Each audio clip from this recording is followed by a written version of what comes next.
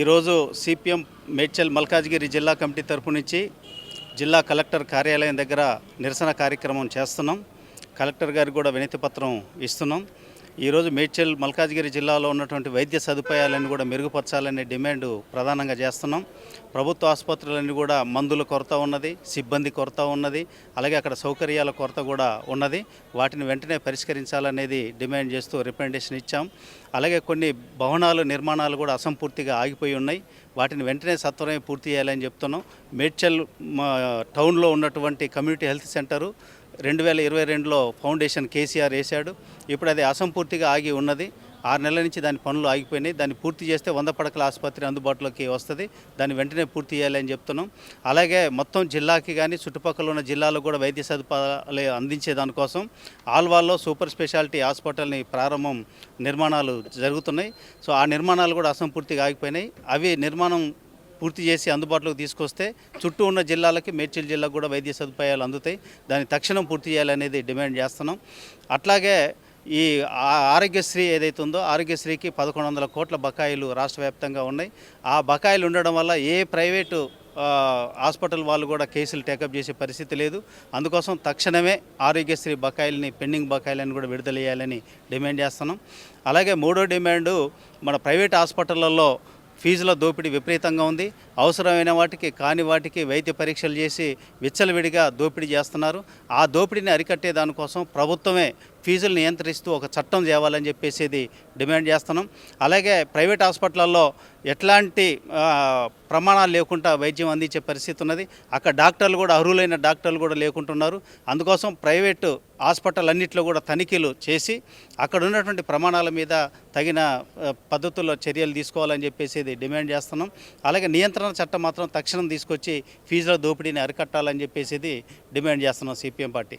ఇది పరిష్కరించకపోతే భవిష్యత్తులో ఓ పెద్ద ఉద్యమంగానే దీన్ని తీసుకెళ్తామని చెప్పేసి తెలియజేస్తున్నాం. కలెక్టర్ ఆఫీస్ ముందు ధర్నా చేయడం జరుగుతుంది. ఈ నిరసన కార్యక్రమానికి సిపిఎం పార్టీగా మేడ్చల్ మల్కాజ్గిరి జిల్లాగా చేయడం అనేది జరుగుతుంది. మా మేడ్చల్ మల్కాజ్గిరి జిల్లాలో ఏరియా హాస్పిటల్ కావచ్చు, బస్తీ దవాఖానాలు కావచ్చు, ఇవన్నీ కూడా అక్కడ డాక్టర్లు లేరు, నర్సులు లేరు, 4th క్లాసు వర్కర్లు లేరు, మందుల కొరత ఉంది. ఇవన్నీ కూడా తీర్చాలని చెప్పేసి మేము ఈరోజు ఈ నిరసన కార్యక్రమాన్ని చేపట్టాము. సర్వే చేస్తే చాలా ఇబ్బందులు పడుతున్న పరిస్థితి కనిపిస్తూ ఉంది. ఇది ప్రైవేట్ హాస్పిటళ్లకు అక్కడ వెళ్ళడం అనేది జరుగుతూ ఉంది. ఎక్కువ అక్కడ చాలా విపరీతంగా దోపిడీ జరుగుతూ ఉంది. దాన్ని అరికట్టాలని చెప్పేసి మేము కోరుతా ఉన్నాం సిపిఎం పార్టీగా. అదే కాకుండా ఈరోజు డెలివరీస్ అంటున్నారు. ఏరియా హాస్పిటళ్లలో ఆ డెలివరీస్కి వెళ్తే అక్కడ సరి అయిన సౌకర్యాలు కనిపించట్లేవు. అక్కడ స్కానింగ్ ఉంటే బెడ్ ఉంటే వాళ్ళకు ఇంకా యంత్రాంగాలు కావాలి.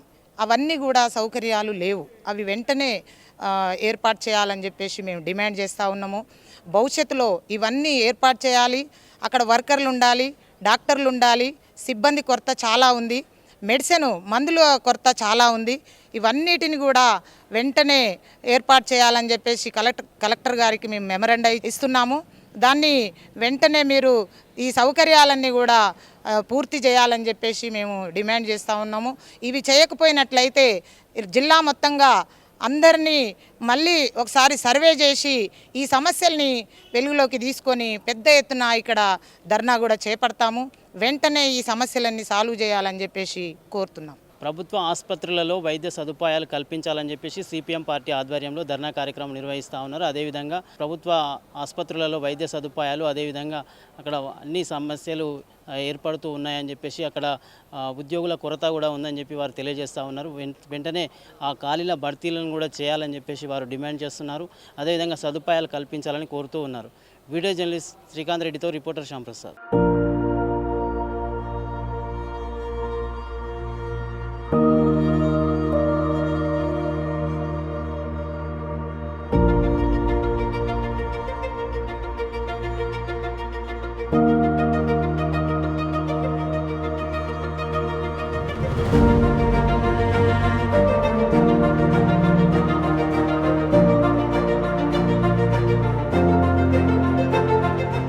Please subscribe to the channel and download the Politicos app from the links in the description.